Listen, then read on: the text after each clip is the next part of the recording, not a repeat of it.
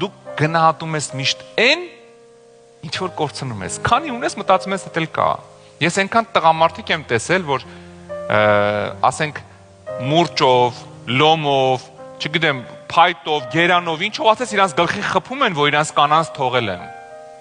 Հիմա էլ չեն կարա հետ բերեն, որովհետև չեն գնահատել այն ժամանակ։ Հետո կորցնում է, հիմա չունի, օրը մեջ մի հատ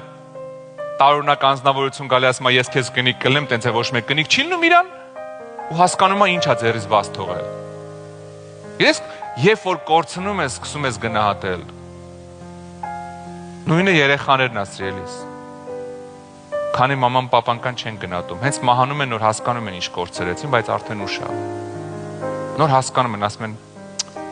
մարդ ոնց մի քիչ երկար ժամանակ չէի անցկացնում իրանց հետ։